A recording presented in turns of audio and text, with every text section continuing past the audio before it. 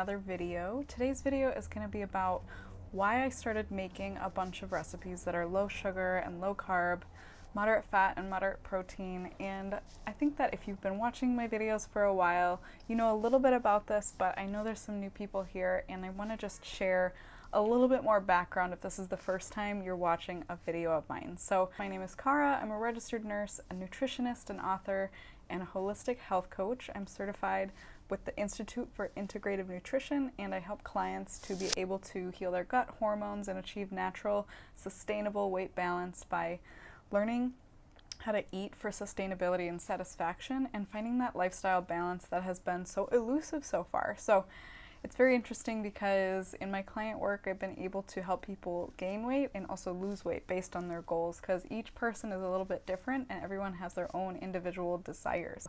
If you're enjoying these videos and they're benefiting you, give it a thumbs up and hit the subscribe button. And then if you know somebody who needs to see this today, share this video with them.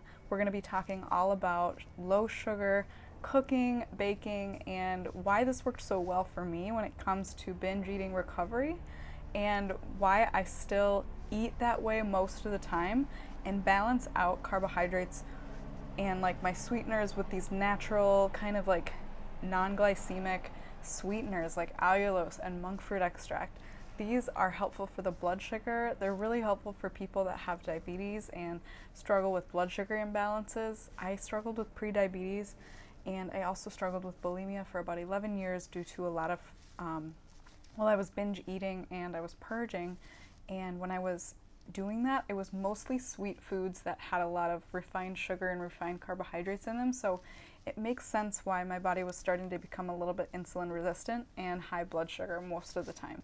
I used to have really red patchy skin around my neck and my face,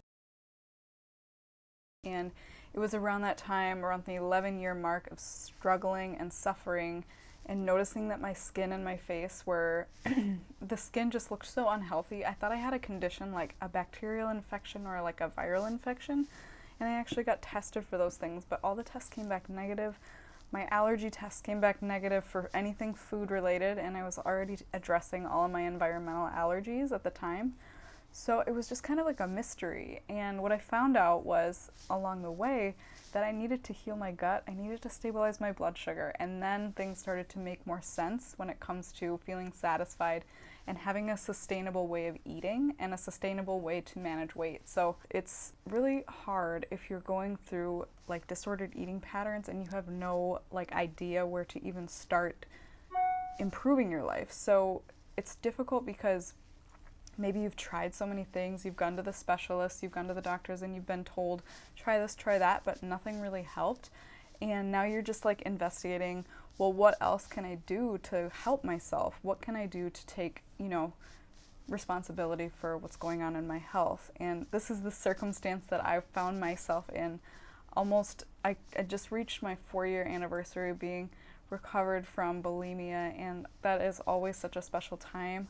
February, January, because I get to reflect on how wonderful that felt after struggling for most of my adult life that I had lived, just struggling with an eating disorder. Today I'm going to give you 3 steps that you can do today after watching this video that can help you if you're struggling with some sort of disordered eating pattern, or if you're struggling with your weight, if you're struggling to balance your hormones, or your skin is just kind of, red, or you've got a lot of acne struggles. I'm going to give you my 3-step process for being able to get started. And this actually is what I did right before I recovered from bulimia. And this is what I still do. And I think it works so well that I want to share it with you guys too. So the first step is asking God for direction. And I have been a Christian my entire life, and God helped me understand what I needed to do. He pointed me in the right direction when it came to what should I try? Because when I was starting a business, I knew I couldn't stay sick, and also my skin was so red. I was just kind of thinking like, I'm probably going to have to make some major life changes. And I was really scared because I had tried so much before that didn't work.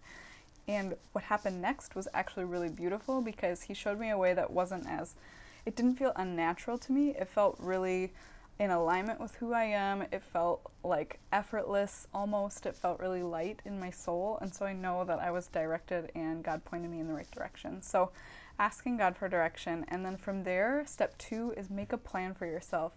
What that could look like is creating like 1 or 2 small habits that you can repeat without fail every single day for a minimum of 3 months. So the habits take anywhere from 21 days to 8 weeks to solidify and become something that feels really natural for us, that we don't have to think about anymore. That another way to say that is it feels automatic.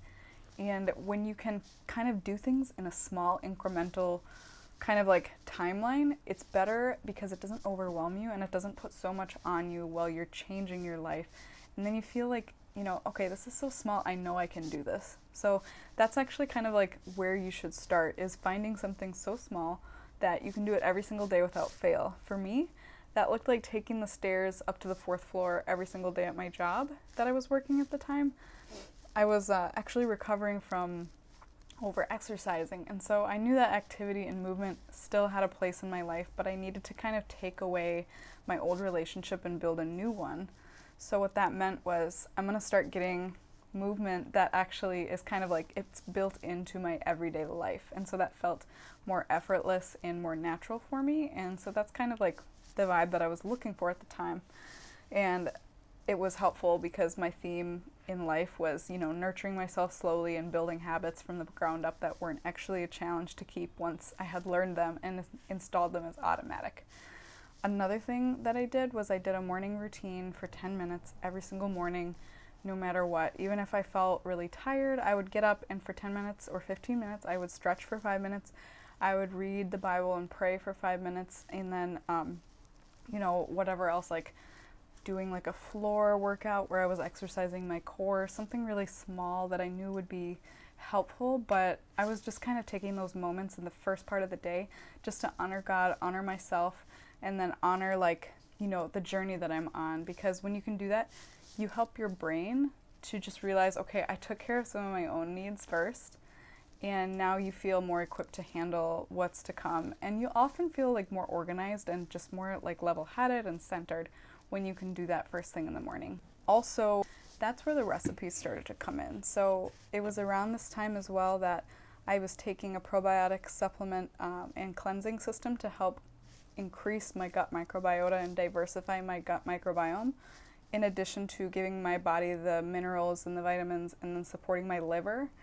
And it was full of prebiotics. It was a magnesium supplement as well. So that was really helpful, and I'll link that down below if you are interested in that. And that was what really helped me.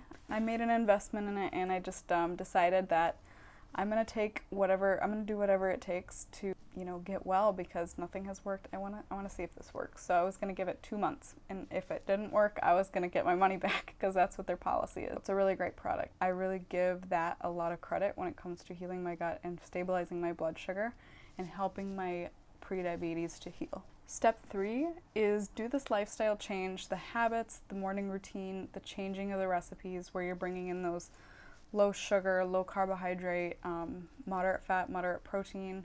Some people do higher fat. That can be really beneficial. It was really beneficial for me. As I was healing my gut, I was also healing my brain, and the brain really likes fat. And so I was kind of following more of like a ketogenic protocol without having the label of, you know, keto. And it was really interesting. And next week I'm going to do a video about why I don't do keto anymore and what I really think about it. I've done a video in the past, but I want to give you an update because I did 1 month stint this past February, and I'll give you some of my takeaways from that. Doing the lifestyle change for a minimum of 3 months to be able to assess what's working and what's not working and if you should pivot. But that's a fair amount of time to give yourself. Especially when you're doing gut healing. Gut healing takes, like when you're starting at the beginning, I would recommend that you do 3 to 6 months of being consistent with adding certain things in, like a probiotic supplement, eating more fermented foods, taking collagen and bone broth and things that are healing for the gut, and then kind of tapering down to maybe more of a maintenance of the gut. Once you know what you know and you've implemented and you've installed what really works, there's something that you can kind of create like a maintenance plan to kind of carry forward into your life, because we're not always going to be spending a lot of money on supplements.